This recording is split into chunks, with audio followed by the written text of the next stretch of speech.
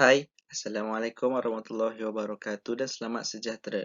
Saya Muhammad Narimal bin Muhammad Narizul, bernombor matrik A169061, merupakan ketua bagi kumpulan ini. Untuk kumpulan ini, kami telah memilih tajuk Media Masa dan Keyakinan Masyarakat. Dalam tajuk ini, setiap individu akan mengupas tentang setiap isi tersurat dan tersirat yang kita boleh lihat dalam tajuk ini.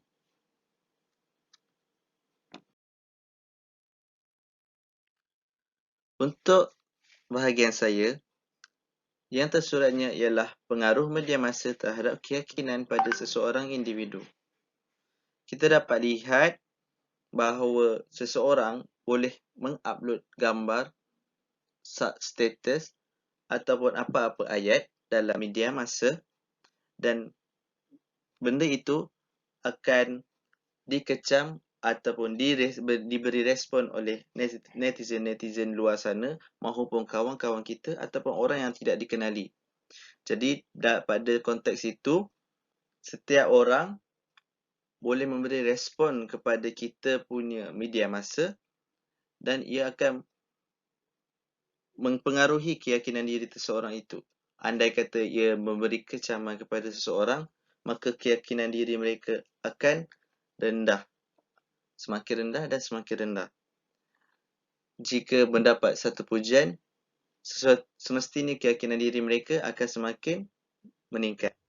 Jadi di sini kita boleh lihat peranan netizen juga perlu ada, iaitu memberikan komen-komen yang positif, sentiasa memberi feedback dan support yang positif kepada semua supaya setiap individu akan menjadi lebih yakin. Seterusnya adalah perubahan gaya hidup seseorang kesan dari pengaruh media massa, iaitu ini adalah secara tersirat, iaitu kerana secara tak langsung, sedar tak sedar, sebenarnya seseorang individu itu telah terpengaruh mungkin daripada seseorang influencer dari sesuatu media massa, contohnya di Instagram maupun di Twitter. Mereka ingin mencontohi gaya hidup seseorang, mungkin seorang artis, mungkin seorang orang biasa, tapi dikenali ramai, iaitu kita iktirafkan sebagai seorang yang viral. Jadi di situ kita dapat lihat sebenarnya gaya hidup seseorang itu terkesan oleh pengaruh media massa tersebut. Jadi itu saja. Sekian, terima kasih.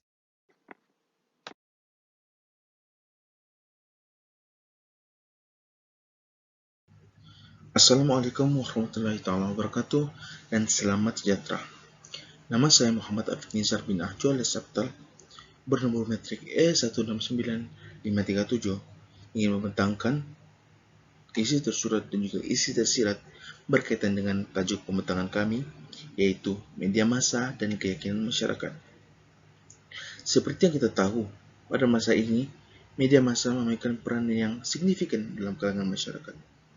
Antara komponen-komponen media massa yang kita biasa gunakan dalam kehidupan seharian, termasuklah radio, televisyen, serta internet. Dan ketiga-tiga medium yang saya sebutkan seperti tadi adalah merupakan medium penyebaran maklumat dan kesannya maklumat tersebar dengan mudah dalam kalangan masyarakat. Dan itu adalah merupakan isi tersurat, yaitu maklumat tersebar dengan mudah dalam kalangan masyarakat. Media massa adalah merupakan suatu alat atau instrumen yang terpenting yang digunakan untuk menyampaikan maklumat, membina persepsi dan tanggapan, serta membentuk sikap masyarakat tentang maklumat yang disampaikan.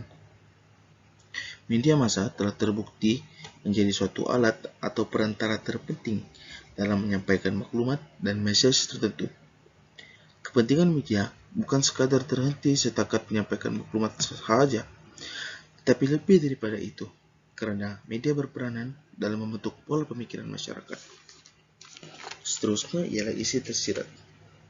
Bagi isi yang tersirat, ia juga mempunyai berkaitan dengan isi tersurat. Apa yang saya maksudkan ialah disebabkan oleh penyebaran maklumat melalui media massa, kebergantungan masyarakat terhadap media massa juga semakin meningkat. Dan itu adalah merupakan isi tersirat, yaitu kebergantungan masyarakat terhadap media massa semakin meningkat. Kebergantungan masyarakat pada media massa amat ketara pada masa ini disebabkan oleh era teknologi yang berkembang pesat pada masa ini serta sifat media itu sendiri yang memerlukan penglibatan aktif daripada golongan masyarakat.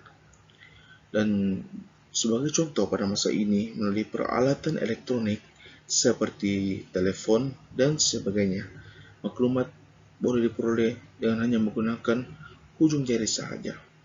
Dan pada pendapat saya, ia telah mengubah persepsi masyarakat bahwa memiliki telepon itu kini bukan lagi suatu kehendak, tetapi adalah suatu keperluan.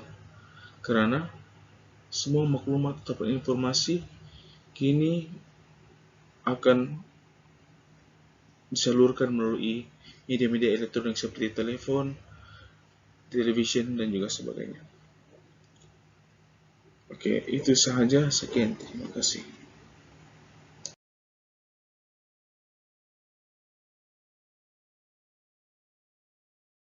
Assalamualaikum dan salam sejahtera. Nama saya Muhammad Ismail Ikhwan bin Kasim, A167700. Hari ini saya akan membincangkan tentang isu-isu yang tersurat dan tersirat mengenai tajuk yang diberikan, iaitu tentang media massa dan keyakinan masyarakat.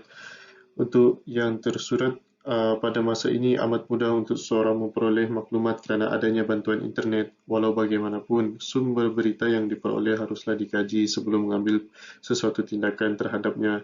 Ini adalah kerana ia boleh menimbulkan banyak masalah.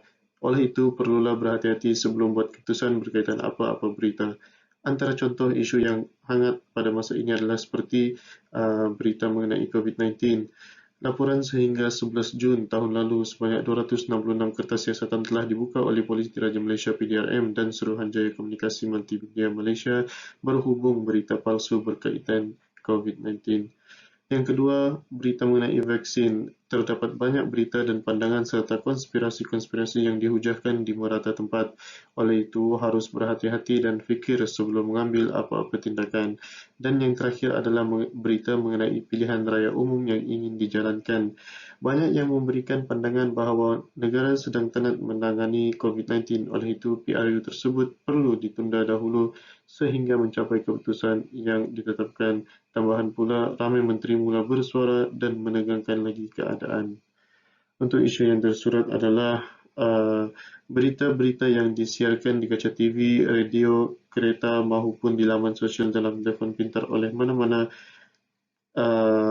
company syarikat media, kebanyakannya mempunyai sumber pembiayaan luar. Oleh itu, ia mudah untuk memihak atau cenderung memaparkan ketidakseimbangan maklumat dalam cara penyampaian atau dalam cara apa sekalipun. Pada tahun 2016, SKMM iaitu Syarikat Komunikasi dan Multimedia Malaysia telah menyita penyampai berita bebas Malaysia kini. Mereka didakwa tunduk kepada parti pemerintah pada masa itu. Semasa Hari Kebebasan Akhbar Sedunia tahun 2015, Utusan Malaysia mengakui bahawa UMNO memiliki separuh saham media. Lanjutan kajian yang didapati akan membuatkan seseorang menyedari bahawa pengaruh parti pemerintah melampaui banyak akhbar, stesen TV dan saluran radio. Saja daripada saya. Assalamualaikum warahmatullahi wabarakatuh.